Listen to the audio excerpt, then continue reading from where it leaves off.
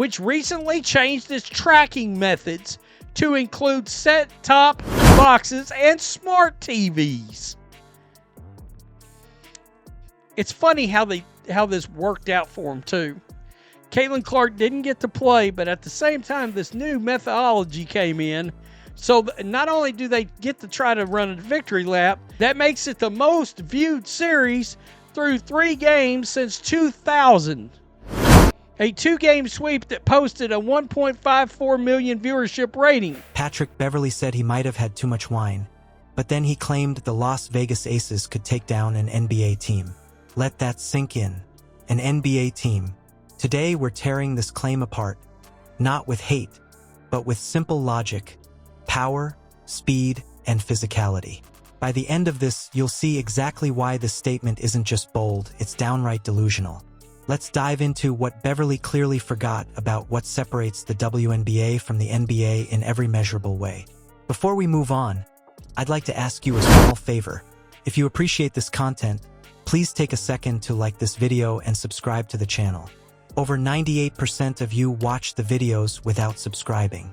Costs you nothing, but it makes a huge difference to us. So, did you click the subscribe button?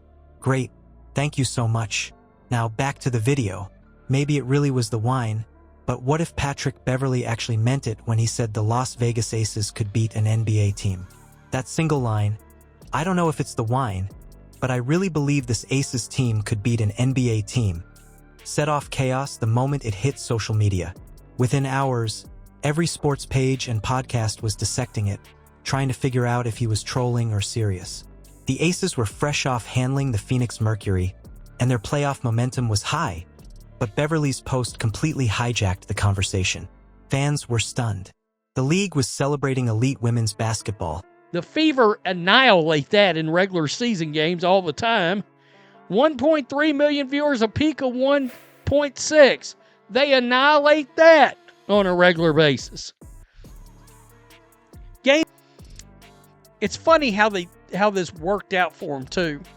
Caitlin Clark didn't get to play, but at the same time, this new methodology came in. So not only do they get to try to run a victory lap, games 1 and 3 were on ESPN. Game 2 was on ABC. Friday night's Game 4 will be on ESPN. At 1.5 million viewers, the series through 3 games is averaging 13% more viewers than last year. Yet all anyone could focus on was what many called the dumbest sports take of 2024. You could feel the split between pride and disbelief. Some called it support, most called it delusion. But here's the thing, this kind of sports exaggeration isn't new. Whenever a team gets hot, someone throws out a wild comparison to grab attention. Beverley just made himself the loudest voice in that old cycle. The outrage came fast because deep down, people know the physics don't add up.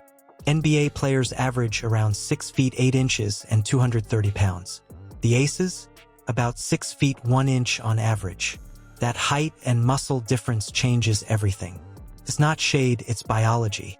Acceleration, lift, even how far you can reach on defense, all built around raw power.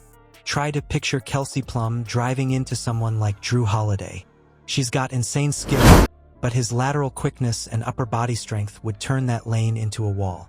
And that's exactly why this debate gets messy. It's not disrespecting the Aces, it's respecting reality. Beverley's comment didn't just overshoot the truth. It blurred what makes each league special. So now the question becomes, in the first time using the best-of-7 format, the WNBA Finals have averaged 1.9 million viewers, a peak of 2.5, 1.2, a peak of 1.4. These numbers are inflated. Read the fine print. Stop spreading nonsense. Right here, Nielsen did not, in order to get the full story. And look, I'll give you guys credit. You're pushing back on this nonsense. If this fantasy matchup actually happened, how bad would it really get? Stat for stat? Everyone loves a fantasy matchup, so let's play this one out for real.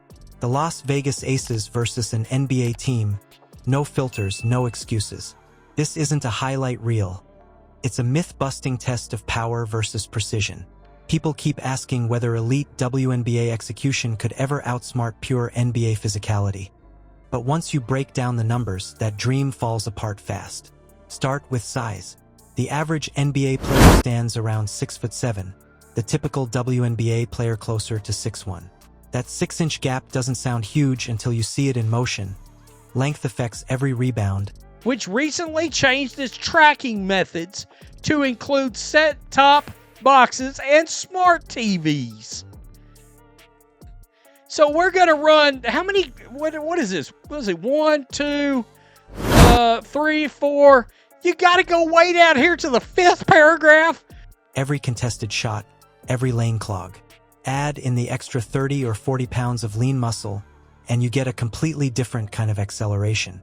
It's not just about who's taller. It's who moves faster and jumps higher.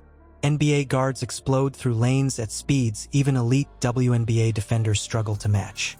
Take the vertical leap. NBA players average nearly 35 inches off the floor. WNBA athletes fall closer to 20. That 15-inch difference translates into absolute control of the rim. Rim protection becomes nearly impossible for the aces when the other team can throw down from above the square. Audience metrics are getting a bump this year from Nielsen. Let me repeat that. Audience metrics are getting a bump this year from Nielsen. That makes it the most viewed series through 3 games since 2000. A 2-game sweep that posted a 1.54 million viewership rating began including out-of-home viewing in its estimates until 2020. And did not do so in 100% of the markets until 2025. Rebounding physics tilt the floor too. The heavier, stronger bodies simply get to the ball first. And then there's pure speed. The fastest NBA guards cover baseline to baseline in about 3 seconds. WNBA players take closer to 4. That might sound small, but those tenths of a second turn into fast breaks, transition buckets, and defensive collapses. Even with flawless spacing and execution, the aces couldn't match that kind of pace. When fans joke about scores like 160-8, they're exaggerating to make a point. The physical divide is that wide. And yet, this isn't mockery. The women's game is a masterclass in control and teamwork. The men's game is dominated by force and gravity. Keeping those boundaries clear is what keeps sports debates honest. Respect both leagues for what they are, but don't blur physics with faith. The NBA runs on size, speed, and power, while the WNBA thrives on precision and strategy. That gap isn't a weakness. It's what defines each game's identity. When we ignore that difference, we miss what makes both great. So, let's keep sports talk grounded in reality instead of chasing unrealistic crossovers. Drop your thoughts in the comments. If the Aces played a mid-tier NBA team, what would that final score look like? Hype is fun, but knowing limits keeps every league's uniqueness worth watching.